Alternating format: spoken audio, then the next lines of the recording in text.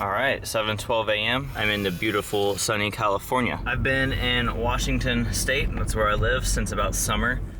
Cool, no one cares. So at the time of uploading this video, I haven't uploaded a video in a while. My bad. Should we use the couch? Yeah, let's use the couch. And this format is a bit different than the vlogs. Oh. It's still kind of vlog style, has those fun clips in there. Hey Google, turn the lights off. But it has more of these reflective studio talking points that looks way more higher quality. Does that just look stupid? This is something I want to try, so let me know what you think. Anyways, as I was saying in the video, I was in California, and I'll just play the clips from there for now. Look at how beautiful it is. So I'm taking advantage of my time in California. I'm here on a work trip, and I stayed an extra day to actually shoot in something other than gray, cloudy weather. I don't think I've shot sun, like in the sun, like something other than gray weather for myself since the beginning of summer. It's rough out here in the 206. That's not even my area code. So I arrived at the beach a bit early. Wow, why the heck do I not live here? Took some time to read and enjoy the sun, and I read for a bit.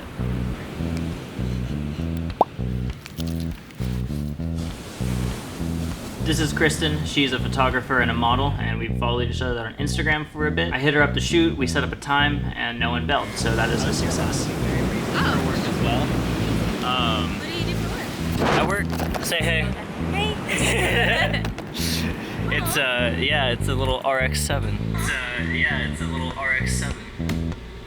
Ha.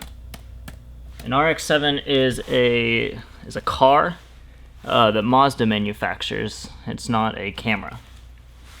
You can't film on a car. Unless it's a Tesla, you might be able to. The camera I was filming on was an RX-100, which is 93 higher than the RX-7, so you do the math. It's just like a small little, convenient little cam. Look at this. Look at the scenery. I know, it's so nice. Frame it up. Frame it up. So Christy, her name's not Christy. Kristen was easygoing, just really comfortable in front of camera, so it made my job super easy and seamless.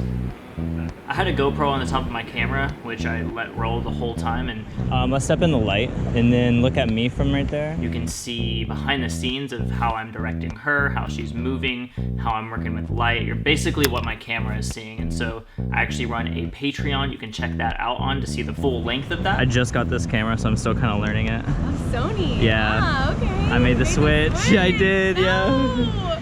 You're one of us. I know. I like feel kind of bad, but also like I think I made the right decision. Honestly, I think so too. It's Don't like tell anyone. I won't. It's on film right now. But I'll also be dropping some footage in this video, so yeah, you can hear a little bit of it. Then hopefully you'll want to sign up for the Patreon. I ended up shooting a lot of images. I seem to have a very big trigger finger when I shoot portraits. And look back at me. Even though I shoot a ton, only a few go actually used or shared on anything. So here's some of those now that I went through and edited.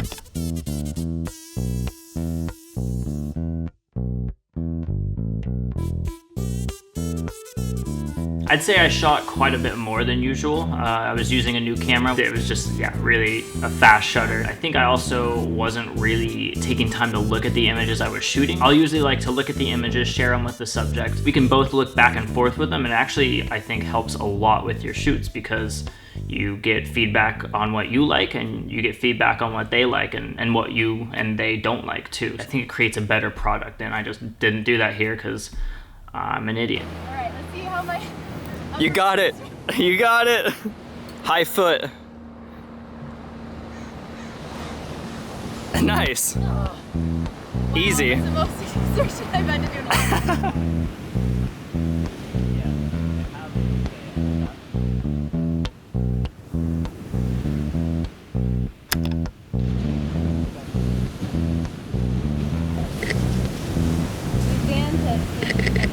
Oh, it looks like it. That's the best kind of Vans.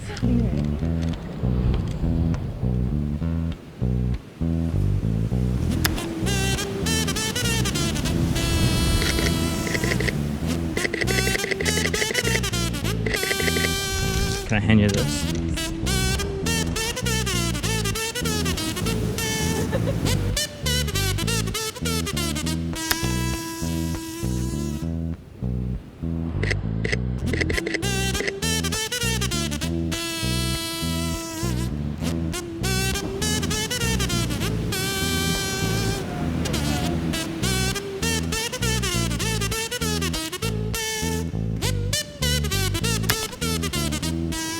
That was where we shot most of the time, and we ventured down the beach a little bit, but the tide was kind of high, and we really didn't shoot much there because it was kind of sketchy.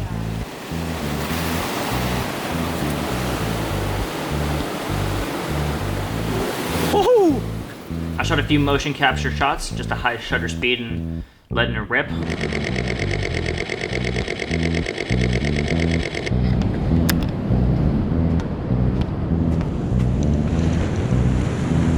Oh, sick. What's up? Oh my god. You got me so good. I did. Pose it. Just camera on the side like that. Okay. Hips turn a little left and then just looking out there. I think this one, next one. Oh my god! We're surrounded! Oh my god. That was pretty cool. That's cool though. That is sick. How cute is that? That is a nice little nook. I would sit here all the time. Oh, me too. That's the rock side. It's like a escape mission. Yeah. We gotta move, we gotta move. Nice. 1 second. All right, go ahead.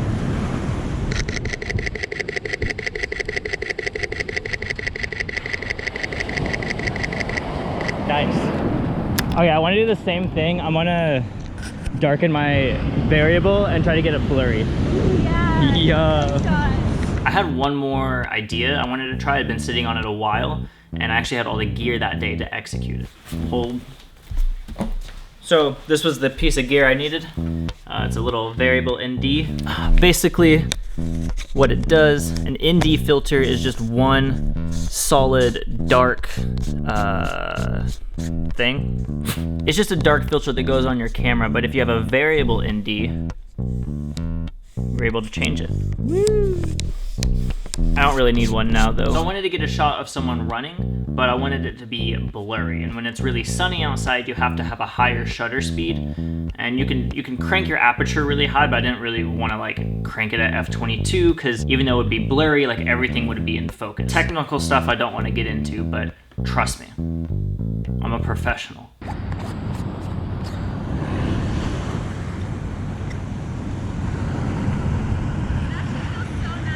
Good. So this variable ND is actually made by the company I work for, Moment. We just released them.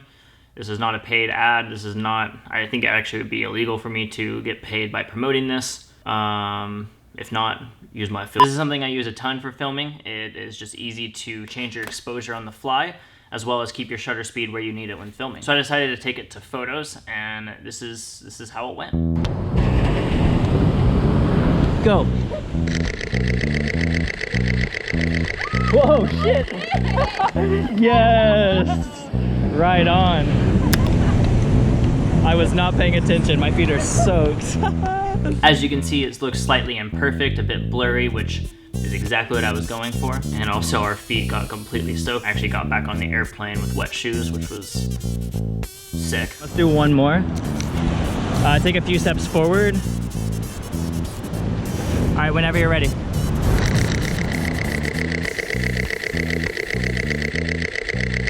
Nice. Oh, I hope you got this one.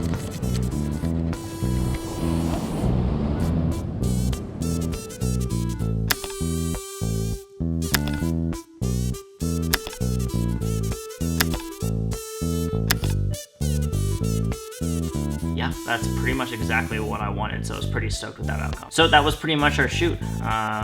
Yeah, we had some bomb-ass donuts afterward, and then we ended up watching people surf for like an hour. It was just like so good to be in the sun. Good day. Kristen had a dinner to get to, and I was actually going up to Venice to shoot some street photos, which will be one of the next videos. But before we left, I had one other photo idea. I've been pretty inspired by just very simple, easy to take in photos, ones that I don't really know how to explain the genre, but I just have a Pinterest board full of them. Here was my take on the matter, just a very simple, easy shot. And same thing, turn more profile. Yeah. Arms wide again. That was shot f2.8, 1/500th of a second, and for some reason I thought it was a good idea to have it at ISO 1000. And that was that. So one of the things I want to do at the end of these, if I continue to do these kinds of videos, let me know what you think if you liked it. One of the things I wanted to do is talk about what I could have done better. There's probably a lot of things, but the ones I took note of on my trusty iPad of where I went wrong and what we can improve on, because it's one thing to be stoked on what you do, but I think it's important to learn from your mistakes, or I guess in this case, you're learning from my mistakes. And there's a great quote: someone smart learns from their mistakes. Someone wise learns from others' mistakes. So congrats, bunch of wise guys. Anyways, I was shooting pretty fast. I could have just slowed down and actually looked at the photos. Again, I think it's important to do that. Oh, is that causing a flare? Oh, no, I think it's fine. When you stop and look at the photos, you see what you're liking in them and what you're disliking. I also think it's equally important that if you're shooting with someone, with a subject, or look at the photos together, review them, and they might have a better angle that you would not have thought of, or you have this, you know, you get the point. One thing I meant to do, I actually mentioned it during the shoot, but totally neglected to do it, was share the inspo board. I have a Pinterest board I made too, I'll show you, like with some angles and stuff, but I'll show you in a minute. Could have done that, didn't do that.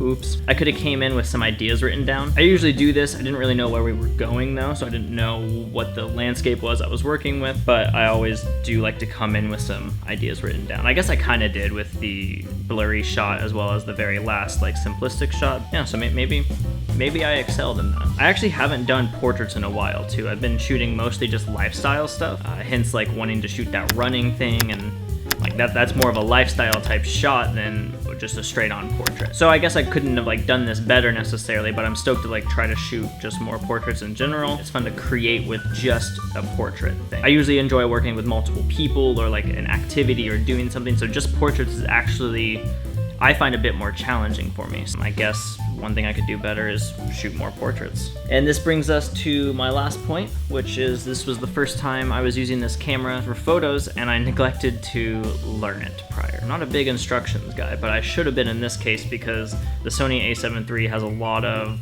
options, and I didn't really know what I was doing. It definitely did well, but there were certain things I was like, oh, I wish I knew how to change XYZ. And I kept hitting the wrong buttons for like the shutter speed and the aperture, and it wasn't laid out like my Canon was. I didn't put in my custom functions like I do now, so good learning experience. At some point, I do plan to make a video about the camera and my thoughts on it, but for now, I think that pretty much sums up this video. Like, comment, subscribe, smash the bell.